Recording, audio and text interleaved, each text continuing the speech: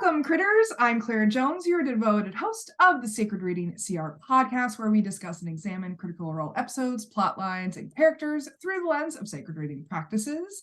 This particular episode is about Campaign 1, Episode 20, Part 2, and joining me today is Petall. Hello. Yay. So, the icebreaker I have for today is pretty simple. What is your favorite flower or plant? Ooh, it's a good question. For a while, my favorite flower was a rose because that's my middle name. It's actually where I got my internet alias Petall from. That makes sense, yeah. But in recent years I've come to realize that my favorite flowers are I really like daisies and sunflowers. Yeah, those are good ones. I mean, sunflowers, you can't really compete. They're so big, like you don't get just like that. I don't know any other flower that's big. What about you? I think I have to go with moss. I'm a really big fan of moss. Nice. Moss is really cool. It is really cool, and it comes in all kinds of different shapes and colors, and like if you get really close to it, it looks like a little mini forest of trees. Yeah. Like, I just think it's the coolest because it also is like super resilient and like grows. I mean, I'm in the Pacific Northwest, so it literally grows everywhere. Like, there's currently moss growing on my car at the moment. There's also a lot of moss where I live as well. Yeah, I just think it is like the coolest plant out there. But the lilacs are in bloom right now, and every season when it comes around, I like just go gaga over lilacs because they smell so good. Nice. But yeah, plants and flowers are a hard one because there's so many good ones. There are. All right, well, please join us as we embark on this exciting adventure in story analysis and self-reflection in order to deepen our understanding of ourselves and the world around us. And as always, we love hearing your own insights and stories as well. So please comment, like, subscribe, and ready? All right, let's dive in.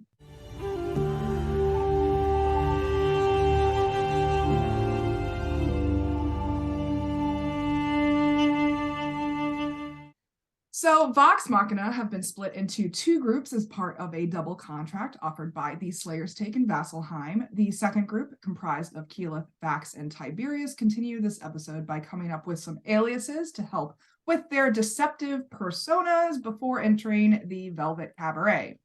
Keyleth asks if it would be too weird if she used the name Vex as her persona, and Vax confirms that yes, that would be definitely too weird. She instead comes up with Coraline instead, and Vax calls himself Scanlan Shorthalt, which Keyleth then objects to, saying that it's a double standard if she can't go by Vex, and Tiberius explains that it's because Vex is Vax's sister, and that would be weird. Kashaw asks if Vax has a sister, and Keyleth says that she's very nice. Kashaw replies that that's usually what they say about ugly girls, and Keyleth says that he's teaching her so much. Thorbeer offers to pretend to be Vax's bodyguard, and Kashaw offers to be Vax's valet, while Tiberius disguises himself to be an elf as well. They decide that Vax is Lord Scanlan and has a gnome shoe empire as an elf for some reason. And Keyleth asks if she is his wife. He asks if she wants to be, and she agrees awkwardly.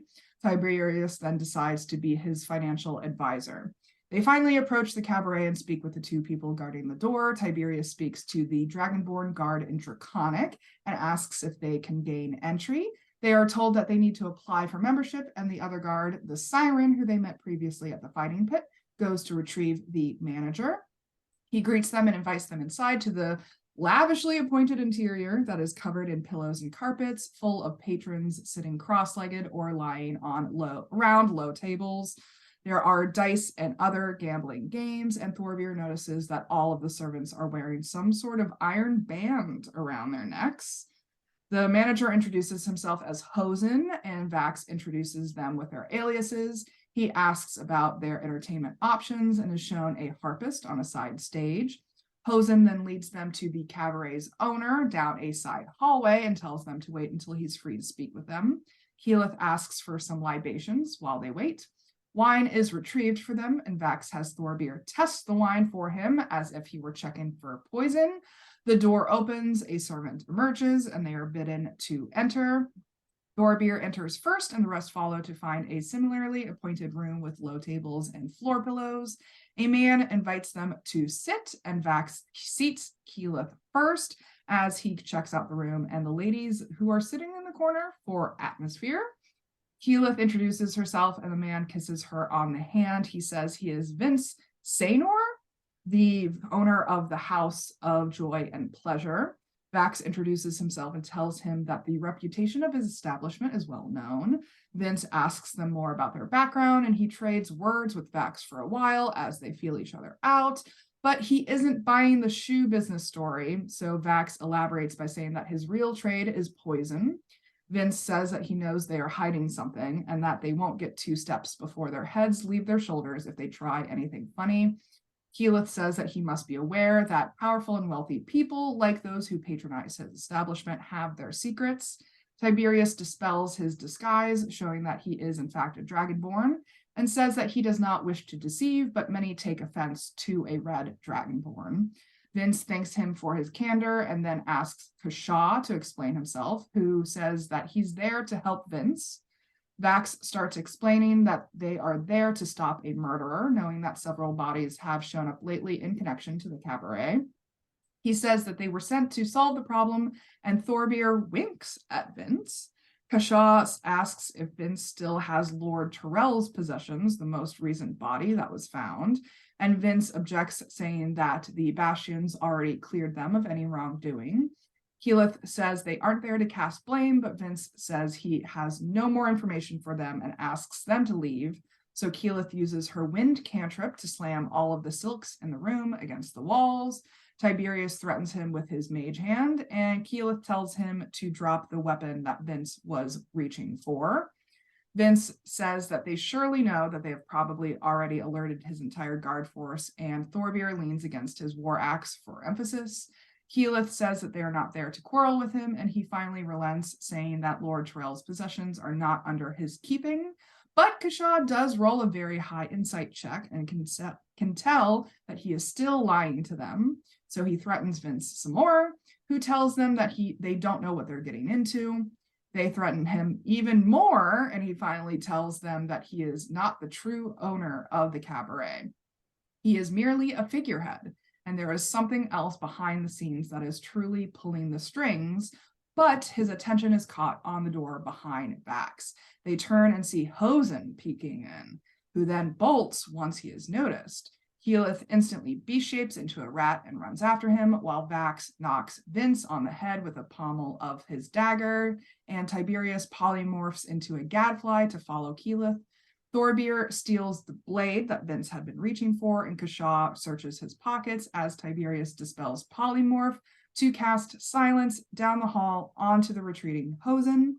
Matt has everyone roll for initiative at that point, and Keyleth goes first to cast Whole Person on Hosen, but the spell doesn't take, and they think it's because he's technically not a person but a fiend.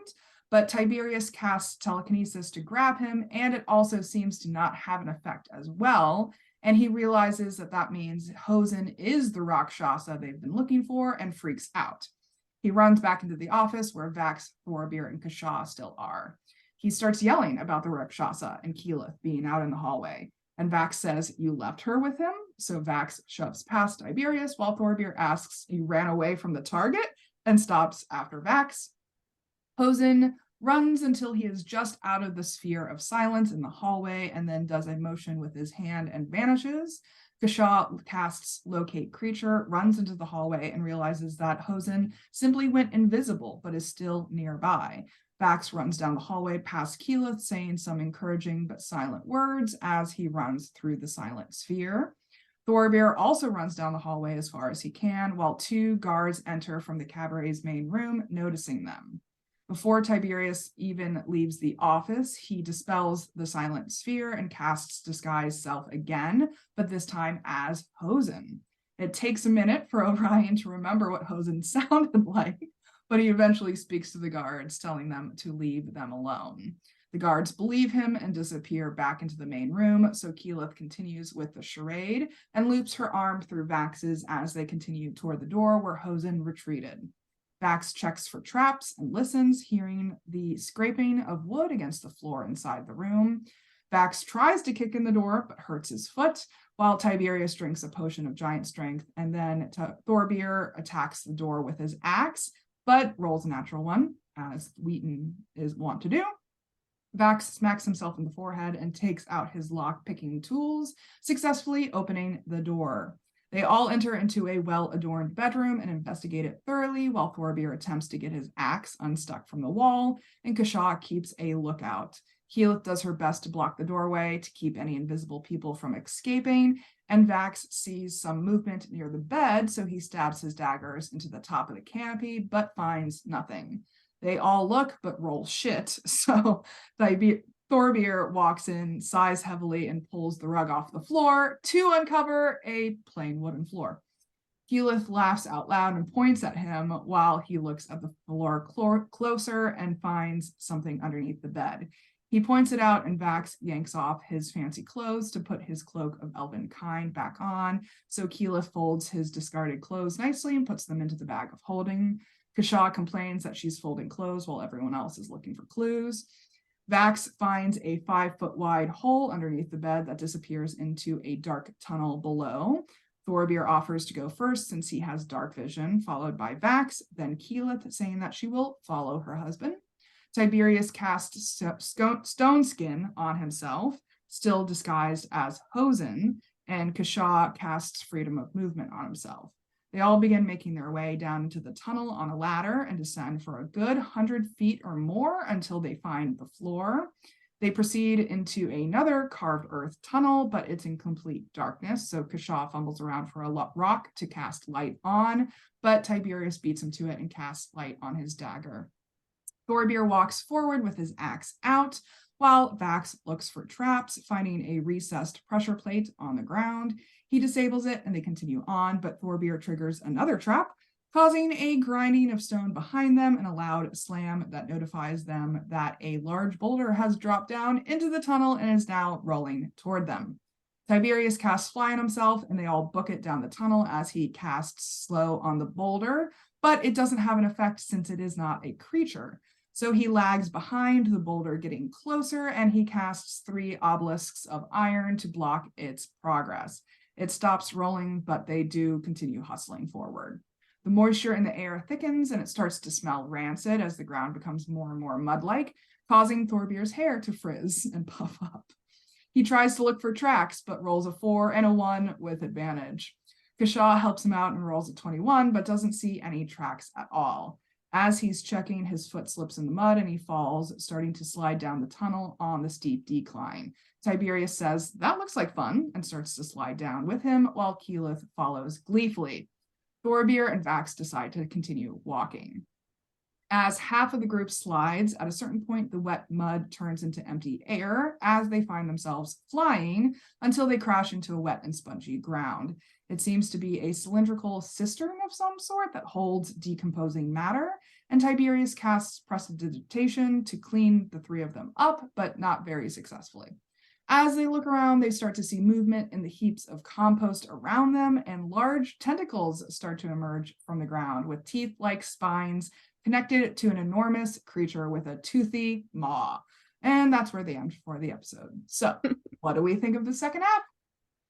It was very good. There's a lot packed into it for the amount of time that there was. Yeah. One of the things that stood out most to me, though, was some of the first beginning hints of relationship between Keyleth and Vax. Yeah. Obviously, right now they're just pretending. Yeah. But knowing how things turn out down the line, it was very much I see what's going on here, especially like the whole conversation, even from starting about with Keyleth asking whether it'd be weird if she pretended to be Vex and things like that, and all into her offering to pretend to be Vex's wife, and it was very good stuff.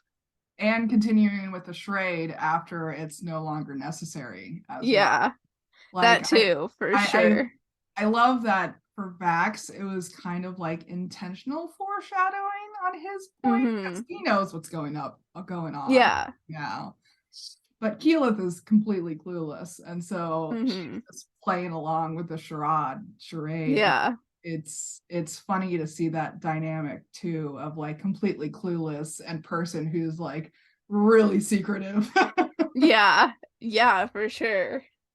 It's really interesting. Yeah, just like, knowing that it's something that like Liam has been planning, but something that obviously Marisha at this point is completely unaware of. Like it must have been, I can't imagine what it must have been like for Liam to like sit there during that episode knowing that Vax has a crush on Keyleth, but that he would be not in a place to admit that at this point in time.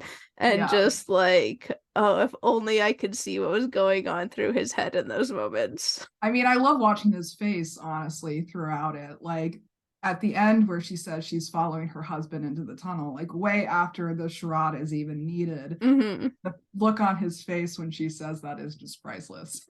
You're just like, oh.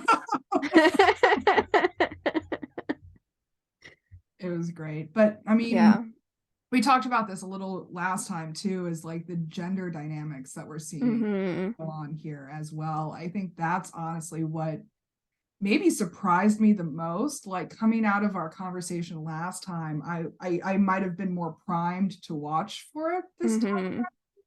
And I've always liked Kashaw as a character in general, and like it does grow on me later on, but it's really rough in this first episode. It is, like the comments about folding clothes and like yeah, he makes some very snide comments, and like to be fair, Thorbeard does too, but I feel like Kashaw's comments are just so focused on Keyleth now that it makes it unfair.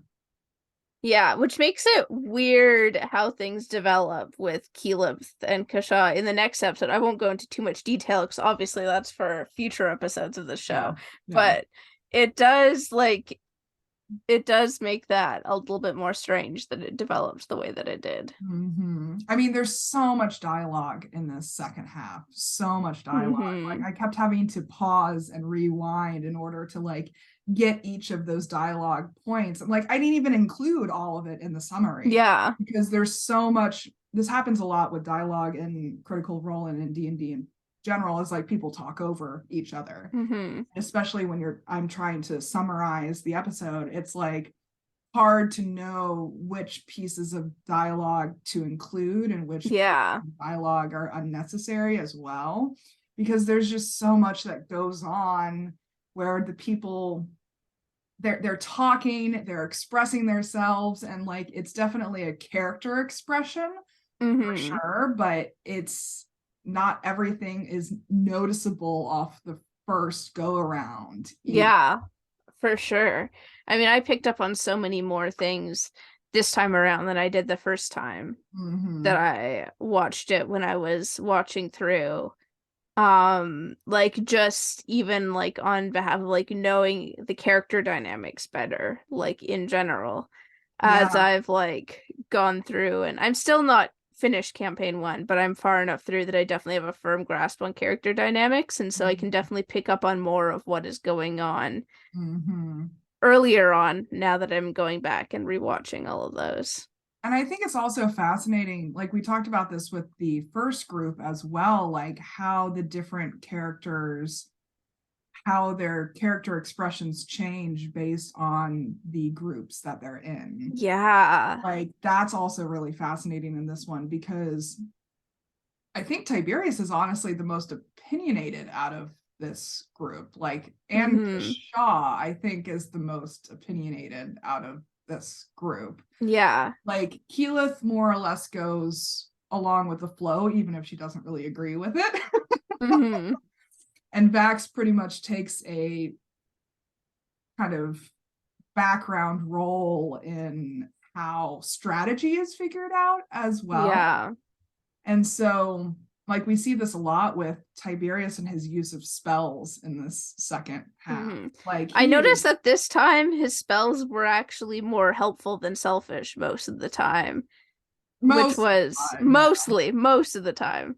Yeah. The fly, for one, was more selfish, but the hanging back and stopping the boulder was I mean, I kind of go back to the gender dynamics in this. Yeah. It's like, because we also know later on in the campaign things that happen with like Keyleth and Tiberius. And we know things that happen with Keyleth and Kashaw, and we know things that happen with Keyleth and Vax.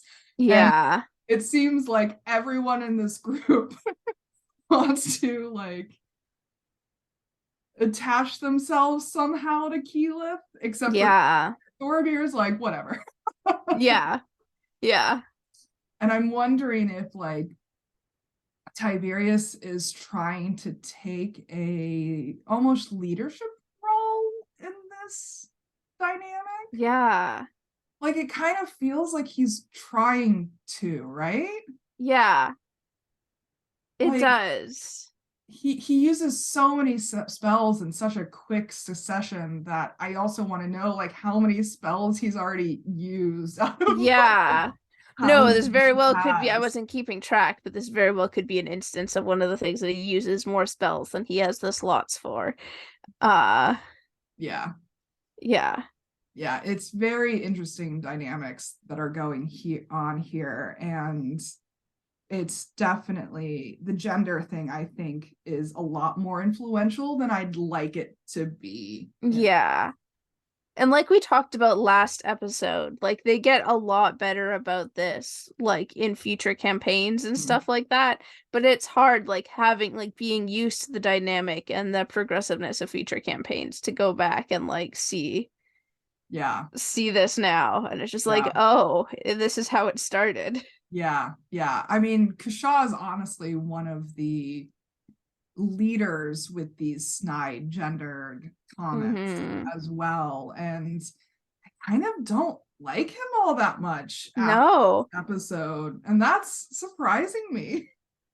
Well, I mean, I didn't like him because when I went into like campaign 1, I had no idea. I barely knew anything about campaign 1. There's obviously some like big things and major spoilers I'd picked up on behalf of being a part of the fandom for so long, but there were so many like smaller things that I didn't know, even if they're like relatively major things. And so without knowing the fandom's attachment to Kashaw, like I did not like him at first, just like I did not like most of the things going on in campaign 1 at first. It was really hard for me to get into campaign 1 coming in directly from campaign 2 for a lot of reasons, and it's taken a long time for those characters to grow on me just because of these sort of like bumps in the road that like I can respect in seeing their progress, but it's still like off-putting if you're not expecting it. Yeah. I mean, even Keyleth in these episodes is off-putting for me. Like her whole power display intimidation tactic thing that she was trying to do with the wind, and like she was physically making herself big in that intimidation attempt as well. Yeah, but I'm wondering if that also may have been the result of being in such like a male dominated space at that point in time, of her like trying to gain like the respect and like acknowledgement. I whether or not that was like a conscious choice on Marisha's behalf or not, it may have just been like her trying to say, hey, I'm like useful, I'm not just like a silly girl or whatever. Totally. Yeah, I think you're onto something there, because like I even felt that when she was like trying to block the door with like the goalie moves, trying to keep Hosen from escaping the room as an invisible Hosen.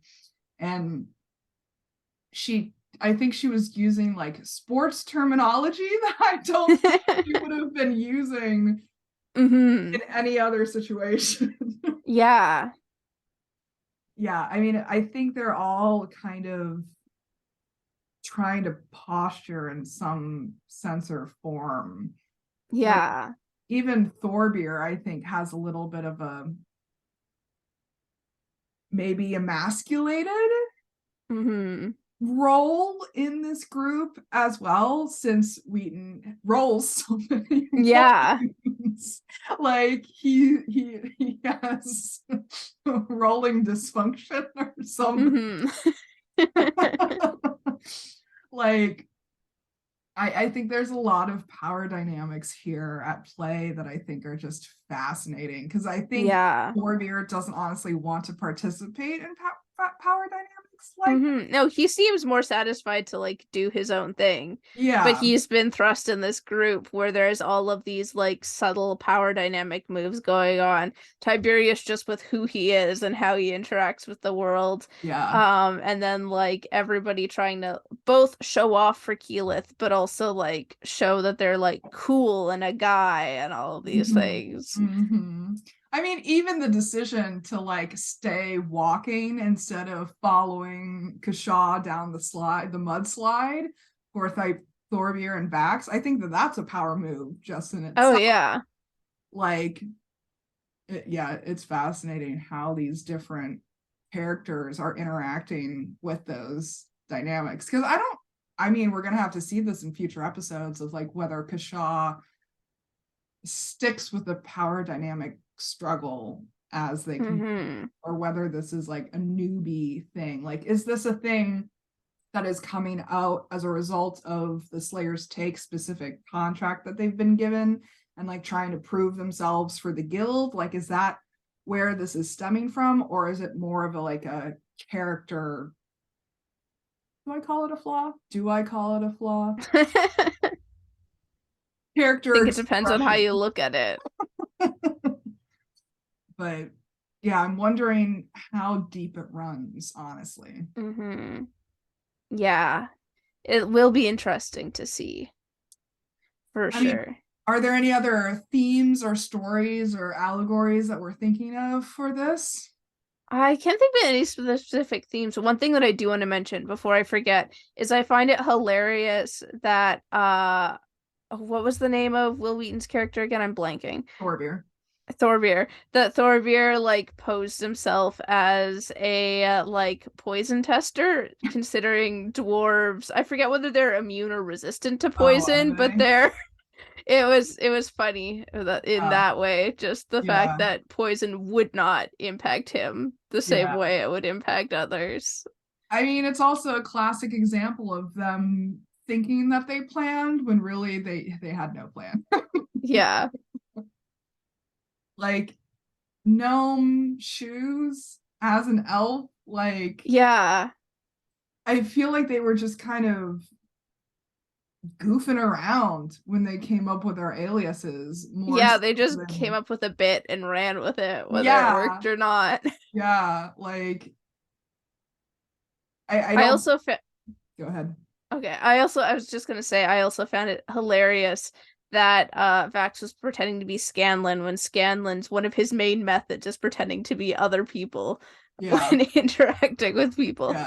And like I don't know how much of it again is the contract and how much of it is the character expressions for these things. Like they aren't normally the planners of the group. Like no, they just kind of go along with the plan that's presented to them often. All the planners are in the other group. And with Zara, who is also a planner. And I wonder if their power posturing is more of like attempt to mask their insecurities. It very well could be. You know, so I know we've talked a lot about like insecurity and not belonging, particularly for this party, and so this is another instance where they don't belong, trying to prove that they do belong to the Slayers Take. And like a lot of that could be stemming from that. I mean, Kashaw's the only human in the group. Tiberius is the only dragonborn. Thorbeer is the only dwarf, and then there's 2 half-elves. And so I think that also has an effect on the way that they feel that sense of belonging, as well as not being able to, like, because Vax is the one that initiated the poison testing for the wine. Yeah. He's the one that gave his wine to Thorbeer to test it for poison, presumably, like implicitly. They didn't even explain it really in what they were doing. And there's just, I think, a lot of assumptions that are going on as well. Like we see that with the gender dynamics. I think we've seen this with the race dynamics. We've seen this with the power dynamics. Like there's a lot of assumptions and expectations that are almost being challenged in this process as well. Yeah, and another thought that just occurred to me is like with Vax taking up this like role of nobility, he's very much leaning on his upbringing in a way that he does not usually. It's Vex who usually plays the noble card. He was always the one who wanted to like toss it away and never think about it again. But here he is choosing to put himself in that position, and probably like as the character, not thinking about like player motivations, but like as the character is probably like pulling from all of the like etiquette and stuff that he would have been trained in Singorn. I mean, I also find it fascinating too that like the one group was given a white dragon, which is decidedly a rural, unpopulated quest, right? Really supposed to be interacting with other people in that quest. It's just like find the dragon, kill it. Yeah. With the Rakshasa, like it's implicit in the challenge that they have to go talk to people and charm people and strategize with other individuals in the plan, you know. Yeah, and like I feel like each group would have been better suited for the other's quest, because I mean Vex would have gotten a kick out of like playing noble. Percy knows all about interacting with all sorts of important people. Yeah, Scanlan also would get a real kick out of having to like charisma his way through a situation. I mean, like all Lord of those are Scanlan. More people based, and these people are just like, and this is the group of people who like probably would have done better to just like, oh, like find a thing and kill it and then like bring it back. Yeah, I'm wondering if Matt did that intentionally. He probably did. Probably. He was like, I know how to fuck them up.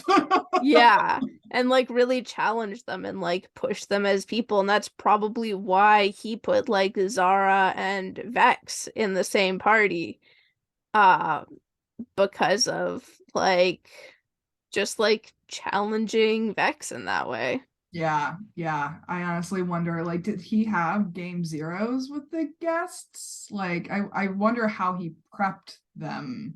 Yeah.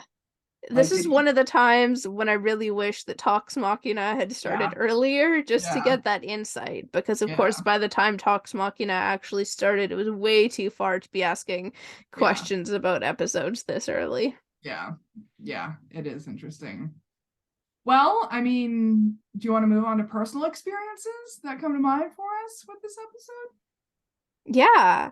I mean, one personal experience that really comes to mind just in the way of the like clashing power dynamics and all of these things is that recently I found myself getting into conflict with a coworker who has decided for reasons that I don't really understand to like pick a fight with me for things. And so just like reminds me like it all this talk about like power dynamics and posturing and stuff like that remind me how it like really feels like this person has decided that they're like the best at the job and should tell like other people what to do, and that everybody else is doing it wrong.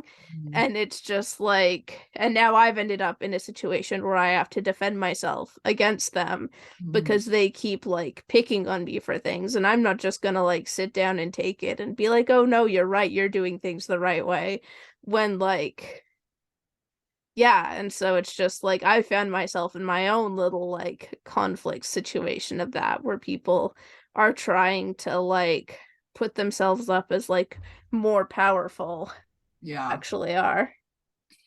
Yeah, I mean, I'm honestly thinking of like people who say things that they say it with a tone of non-offensiveness, like it's a joke, or I'm just saying this as like a sarcastic thing that's, I'm not really serious about it, but if you look at their specific words, they're like really mean. Mm-hmm. Like a lot of people use that tactic as a way to like underhanded compliments and how to say something with that snide attitude in a way that it doesn't put the other person on the defense. Like I run into quite a few people who use that, where if you look at the actual words that they're saying, it's actually something quite mean or quite rude, or like you can't really match the tone to the words of what they're saying. And I see that a lot in this episode as well. And I think that's also a power dynamic thing, like you're talking about, is how to subtly assert power, but also explicitly assert power in a group. I mean, I don't know how your coworker communicates, but my coworker communicates in a way where she comes off as aggressive and then later claims that it wasn't meant to be aggressive. And like she's like, it's just like, oh, I was just wondering how you did things or what you thought about this, when when she's actually directly asking you something, it feels like a direct attack. And like you're doing everything wrong. And so sometimes I'm at a loss of what to do with her, because I want to give her the benefit of the doubt. And if she's saying she's just like trying to like understand and doesn't mean to come off as aggressive, like I want to try to like work with that. But I also can't keep being under attack in my place of work and like under this constant criticism by somebody who isn't even like my manager or like above me in like. But I think because we have like, we've got a seniority list for workers, but it's really only for like the order of picking up shifts. It's not meant to be like who's actually above somebody else.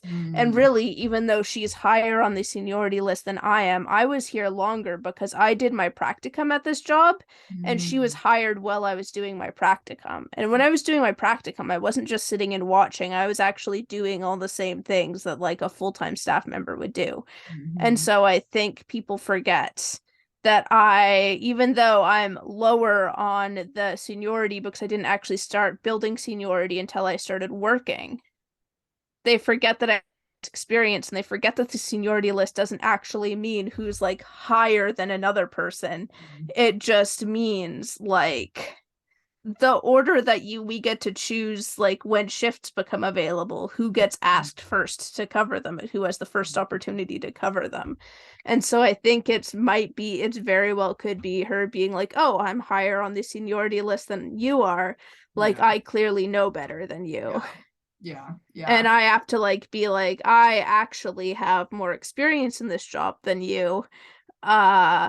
And also, like, that's not what's important. What's important is that we work together in a way that we're not, like, jeopardizing the youth that we work with by, like, getting into all of these, like, power squabbles and all of these things, and making that more important than making sure the youth's needs are being met. And, like, presenting as, like, a united front in, like, the way that we, like, plan with the youth and, like, deal with like behavioral issues and stuff like that. Like, we can't have everybody approaching it a different way, because that's not fair to the youth to like get told a different thing by different staff. And like, I mean, it's another insecurity thing, right? I really think it is. I think she's insecure and she doesn't know how to deal with it, and she takes it out on others, and it's sad. And I want to give her the benefit of the doubt as much as I can, but also I have to do my job. And feel safe doing my job. I mean, honestly, it reminds me of some Zoom calls I've had over the years with like networking individuals and business owners and entrepreneurs. I do a lot of networking Zoom calls, and every now and then, like once in a blue moon, I get someone who's like jumping on a Zoom call for the first time. We've never really chatted much, or if we have, it's been very minimal, so we don't know a lot about each other. And once in a blue moon, someone will come on and just start explaining things to me. Like, instead of getting to know me and us having like a naturally flowing conversation of like give and take and asking questions and answering questions, they immediately launch into an explanation of how I could be doing things better. when they have no previous knowledge of the way that I do things. Like even as simple as like you can't see it in the frame right now, but I have twinkle lights that border the wall. And sometimes like Zoom decides to zoom out. I don't know. Sometimes the video shows them, sometimes it doesn't. And for this one particular Zoom call, it was only showing like half of the twinkle lights. And she was like, oh, you need to move those. And I was like, what? She's like, my goodness. So like it comes over like the door here so that you can see like the full border based on the video screen. And I was like, but I can't control when Zoom zooms out and when it doesn't. So like, I like it the way that it is. Like I made them border the wall because I wanted them to border the wall. And you come onto this and you're like, no, you should change those. And I'm like, I'm not here asking for your opinion on my twinkle lights. Sounds like there's more important things to talk about than twinkle lights. Yeah. And like, you know, I get this every now and then of people like, you should do this, you should do that. And I'm like, I didn't ask you in the first place. Like, this isn't a coaching session for me. This is just us getting to know each other. And I have reasons for the way that I'm doing things. And I honestly think that that's one of my pet peeves with people is like when they assume something and then start explaining something based on their assumption when they haven't even asked me if I even need that explanation.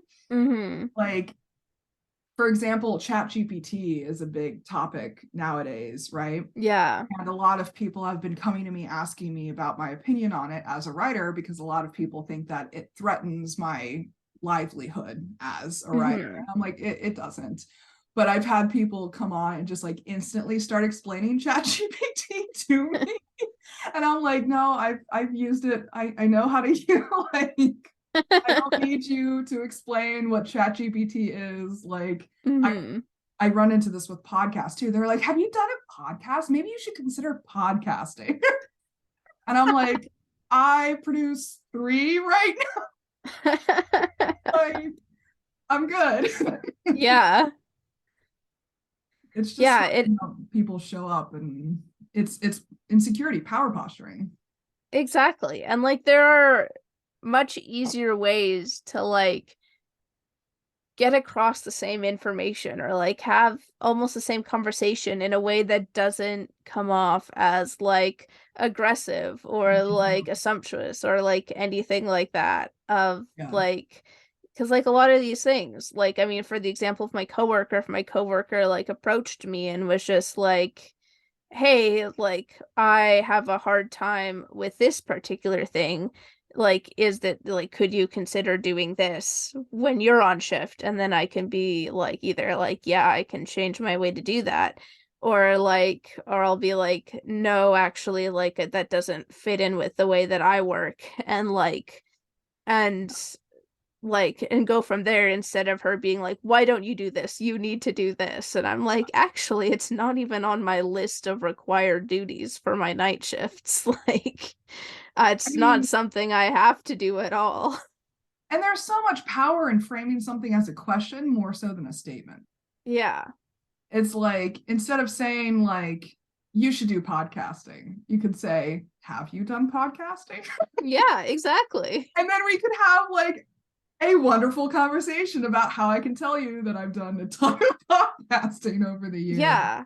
But the moment things turn like aggressive or anything like that, you lose any chance of like meaningful conversation, because that just puts people on the defensive. Totally. And then like, yeah. And it just turns into a fight instead of like an actual conversation about things. Yeah, yeah. And I don't think Kashaw knows that yet. No, I don't think Kashaw knows that at all. Does he learn it? We shall see. We shall see. Well, what do we want to do as a result?